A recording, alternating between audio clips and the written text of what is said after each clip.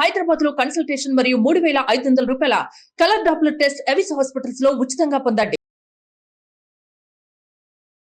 నమస్తే, మీరు చూస్తుంది సుమన్ టీవీ. నేను మీ కీర్తి. నాతో పాటు ఉన్నారు ప్రముఖ ఆధ్యాత్మికవేత్త డాక్టర్ అనంతలక్ష్మి అమ్మగారు. నమస్తే అమ్మా. నమస్కారం తల్లి. అమ్మా, ఈ రోజు చదువుల తల్లి సరస్వతి దేవి అవతారం కదా, మరి ఈ రోజు ప్రాముఖ్యం గురించి తెలియజేస్తారా? ఓ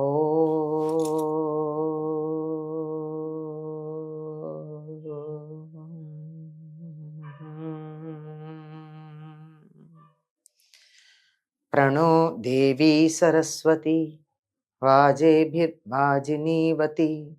ధీనామవిత్రియవతు అని మా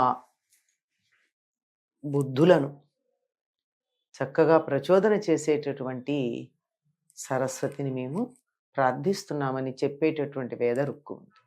ప్రత్యేకంగా సరస్వతికి సంబంధించిన రుక్కులు మనకి సరస్వతి సూక్తం అన్న పేరుతో ఉంటాయి. అంటే అక్కడక్కడ ఉన్న సరస్వతికి సంబంధించిన రుక్కులన్నింటినీ ఒక చోట చేర్చి సరస్వతి సూక్తంగా చెప్తారు. అందులో మొట్టమొదటి చెప్పేటటువంటిది ఇది. అటువంటి సరస్వతీదేవి యొక్క రూపాన్ని అమ్మవారికి ధరింపచేస్తారు. అమ్మవారికి ధరింపచేయటమే కాదు, శుంభ నిశుంభులని సంహరించటానికి అమ్మవారు తాను ధరించినటువంటి అవతారమే సరస్వతి అవతారం. వాళ్ళకి అలా పెట్టి మాటలతో వారిని యుద్ధానికి ప్రేరేపించి యుద్ధంలో సంహరించింది. అంటే వాకుకు సంబంధించిందే కదా. ఎవరితోనైనా యుద్ధం ఎట్లా తగాదా ఎలా రావాలి? ముందు మొదలయ్యేది ఇక్కడ నుంచే. తను మాట్లాడకూడదు, తప్పు అవతల వాళ్ళ మీద ఉండాలి. యుద్ధం నేను మొదలు పెట్టినట్టు ఉండకూడదు కదా. ఎప్పుడు తప్పు నా పక్షాన ఉండకూడదుగా. నీతో నేను ఏదన్నా తగాదా పడితే నేను మంచి మంచి మాటలు మాట్లాడుతుంటే నువ్వు నన్ను తిట్టాలి. ఎలాంటి మంచి మాటలు నా దృష్టిలో చూసే వాళ్ళందరికీ నేను మంచిగా మాట్లాడినట్టు ఉంటుంది. కానీ నీకెక్కడో కోపం వచ్చేసి ఒక చెడ్డ మాట అంటావు, అక్కడి నుంచి యుద్ధం మొదలవుతుంది. అలా చేయడం ఉన్నది అది సరస్వతి. ఈవిడ చాలా అందంగా అలా హిమోత్పర్వత ప్రాంతాల్లో విహారం చేస్తూ ఉంటే శుంభ నిశుంభుల యొక్క మంత్రులు చూసి వెళ్ళి రాజుగారికి చెప్పారు, బో ఎంత అందగత్తి ఉంది అక్కడ, ఏమనుకుంటున్నావో అందగత్తి గురించి? అసలు నీ దగ్గర వరుణుడి యొక్క ఛత్రం ఉంది, ఇంద్రుడి సింహాసనం ఉంది, అతిథీదేవి యొక్క కుండలాలు ఉన్నాయి, ఏం లాభం అయ్యా? ఆ అందగత లేకపోయి ఇవన్నీ వృధా అన్నాడు. రెచ్చగొట్టడం ఉంటుంది కదా. అయితే పిలుచుకురండి అన్నాడు. సుగ్రీవుడు అనే మంత్రిని పంపించాడు. మంచి కంఠం గలవాడు సుగ్రీవుడు అంటే. వెళ్ళి మా రాజుగారిని నేను వివాహం చేసుకుందాం అనుకుంటున్నారు, ఇలా వంట, నువ్వెవరు ఏమిటి ఇలా ఉన్నావంటే నేను వంటర్దాన్ని అని చెప్తుంది. అయితే మరి మా రాజుగారిని వివాహం చేసుకుని సింహాసనం మీద కూర్చుంటే ముల్లోకాలు పరిపాలించవచ్చు కదా అంటారు. అదే అనుకుంటాను నేను కూడాను, కానీ చిన్నప్పుడు ఏదో పొరపాటున నేను మా చెలికత్తెలతో ఆటలాడుకుంటూ చిన్న పందెం కాశాను. ఏమిటంటే ఎవరైతే నన్ను యుద్ధంలో గెలుస్తారో వాళ్ళని పెళ్లి చేసుకుంటాను అన్నాను. అయితే మా రాజుగారు వచ్చి యుద్ధం చేస్తాడు, పెళ్లి చేసుకో అన్నాక ఆయన ఒక్కొక్కళ్ళను పంపడం, ఒక్కొక్కళ్ళని ఈవిడ సంహరించడం, మొత్తానికి వాళ్ళని ఇది సరస్వతి అవతారంలో ఉన్నటువంటి కథ ఇతివృత్తం. శుంభ నిశుంభుల్ని సంహరించింది ఎవరి? సరస్వతి. చత్వారి వాక్ పరిమిత పదాని తాని విదుర్బ్రాహ్మణ ఏ మనీషిణః త్రీణి నిహితా గుహాని తురీయం వాచో మనుష్య వదంతి అని చెప్తారు. 4 రకాల స్థాయిల్లో 4 స్థాయిల్లో వాక్కు మనలో ఉంటుంది. 3 గుహలో ఉంటాయి. గుహ అంటే పైన ఉంటే 4వది మాత్రమే ఉచ్చరించబడుతుంది అని. పరా పశ్యంతి మధ్యమ వైఖరి అనే స్థాయిల్లో మనలో వాక్కు బయలుదేరుతుంది. సంకల్పం పర, మాట్లాడాలనే సంకల్పం కలగడం పర, ఏం మాట్లాడాలని నిశ్చయించుకోవడం పశ్యంతి. దానికి ఏ భాషలో మనం మాట్లాడాలనుకుంటే మనం 4 భాషలు తెలుసు కదా, అందువల్ల ఆ భాషను తయారు చేసుకోవడం మధ్యమ. అయ్యాక నోటి ద్వారా బయటికి రావడం వైఖరి. ఇలా 4 రూపాల్లో ఉండేది 3 లోపలే ఉన్నాయి, ఒకటే కదా బయటకు వస్తుంది. అలా ఉండేటటువంటి సరస్వతి గురించి చెబుతూ ఈవిడ నిరంతరాయంగా మనలో ప్రవహిస్తూ ఉంటుంది అన్నారు. సరస్వతి అంటే ప్రవాహశీలమైనది, కదులుతూ ఉండేటటువంటిది అని.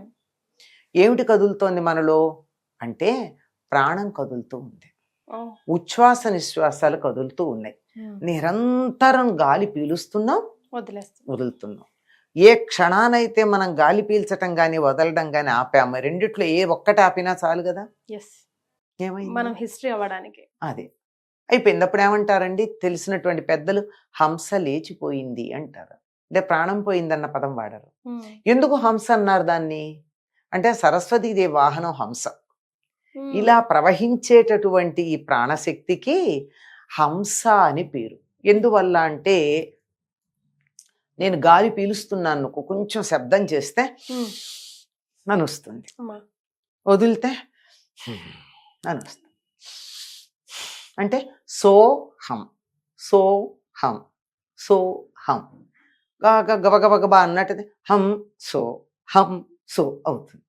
ఈ హంసో అన్నదే హంస. ఈ హంస అనబడేటటువంటి దాంట్లో స హ అనే 2 రెక్కలు తీసేస్తే 2 హల్లులు. సోలో సా తీస్తే ఉంది ఓ ఉంది, హంలో హా తీస్తే ఉంది ఉంది. సో ఓ కలిపి ఏమైంది ఓం. ఓం అన్న రూపంలో మనలో ప్రాణం ఉంది. ఆ ఓం అనేటటువంటి ప్రాణానికి స ఒక రెక్క, హ ఒక రెక్క. ఈ 2 రెక్కలతోనూ ఓం అనేది మనలో కింద నుండి పైకి, పైనుండి కిందకి తిరుగుతూ ఉంటుంది. ఇలా తిరిగేటటువంటి దీనికి సరస్వతి అని పేరు. ఏ క్షణాన తిరగడం ఆపేసిందో అప్పుడు సరస్వతి లేదు. నో ప్రవాహం, స్టాగ్నెంట్ అయిపోయింది. అంటే మనకి ఇదే కనపడుతూ ఉంటుంది. కార్డియోగ్రాఫ్ లో చూపిస్తారు కదండి, ఇలా ఇలా ఇలా ఉన్నది స్ట్రైట్ లైన్ వచ్చేసిందంటే అంతే, స్టాటిక్, కదలకుండా. ఇటువంటి రూపంలో మనందరిలో ఉండేటటువంటి ఈ వాక్కు ఏదైతే ఉందో దీన్ని మనం సరస్వతి అంటున్నాం. ఈ సరస్వతి ఇలా ప్రవాహశీలమైనటువంటి సరస్వతీదేవి ఎవరైతే ఉన్నారో ఈ సరస్వతిని మనం ఈనాడు అమ్మవారిగా ఆరాధిస్తున్నాం. ఇదే సరస్వతి మూలా నక్షత్రం నాడు ఆవిర్భవించింది అని చెప్తారు. అందుకని ఆ రోజు నుండి మనకి 9 రోజులు దీక్ష తీసుకోవడానికి మాకు అవకాశం లేదు అనుకునేటటువంటి వారు సప్తమి లేక మూలా నక్షత్రం నాడు సరస్వతి, ఆ మర్నాడు అష్టమి నాడు దుర్గా అవతారం దుర్గాష్టమి, 3వ నాడు మహర్నవమి, ఈ 3 చేసుకుని విజయదశమి పండుగ చేసుకుంటారు. ఆ పంచరాత్ర దీక్ష కుదరినటువంటి వాళ్ళు త్రిరాత్ర దీక్ష కూడా తీసుకుని పూజ చేసుకునేటటువంటి అవకాశం ఉందమ్మా. అటువంటిది ప్రారంభించేది ఈ సరస్వతి పూజ రోజున. లేదు 9 రోజులు దీక్షగా ఉన్నా కానీ హోమాధికాలన్నీ 3 రోజులు చేస్తారు. మిగిలినవన్నీ హోమం చేసినా చేయకపోయినా ఈ 3 రోజులు హోమాలు చేసుకుంటూ ఉంటారు.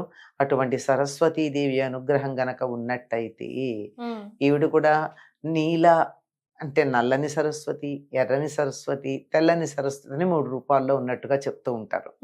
అనేకమైనటువంటి రూపాల్లో ఉంటుంది ఆవిడ. అటువంటి సరస్వతీదేవి తెల్లని వస్త్రం ధరించున్నట్టు హంసవాహనయే ఉన్నట్టు కనపడుతుంది. కానీ చిత్రంగా హంసవాహనం మీద కూర్చుని వీణ పట్టుకున్నట్టేస్తాం.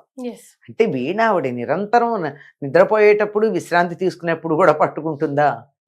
వీణ వాయిస్తుంది అంతే. అంటే మన శరీరంలో ఉండే వెన్నెముకే వీణ. దాని సరిగ్గా చూడండి ఎలా ఉంటుందో. ఇక్కడేమో పైన ఉన్నటువంటి బుర్రా, కిందకు ఉండేటటువంటిది అంతా అట్లా ఉంటుంది. అటువంటి దాన్ని అనుసరించి ఈ ఓంకారం పైనుంచి కిందకి, కింద నుంచి పైకి ప్రవహిస్తూ ఉండేటటువంటి స్వరూపం.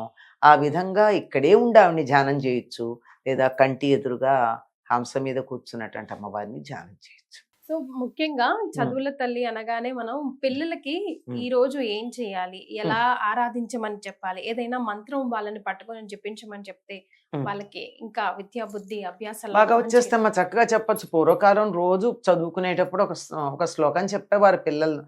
ఆ శ్లోకం చెప్పుకుని మరీ చదువు మొదలు పెట్టేవాడు. సరస్వతి నమస్తుభ్యం వరదే కామరూపిణి విద్యారంభం కరిష్యామి సిద్ధిర్భవతు మే సదా పద్మపత్ర విశాలాక్షి పద్మకేసరవర్ణని నిత్యం పద్మాలయాం దేవి సామాం పాతు సరస్వతి అని చెప్పి ఈ శ్లోకం చదువుకుని ఆ తర్వాత అమ్మవారిని గనక ప్రార్థించుకున్నట్టయితే, ఈరోజు పిల్లలందరి చేత ఈ శ్లోకం నేర్పించి చదివించండి. సరస్వతి నమస్తుభ్యం అనేటటువంటిది అప్పుడు ఏమవుతుందంటే ఇటు చదువు వస్తుంది, అటు మనలో ప్రవహించేటటువంటి ప్రాణశక్తి ఏదైతే ఉందో ఓంకార రూపంలో అది కూడా చక్కగా ప్రసరించి ఆయువు కూడా పెరుగుతుంది.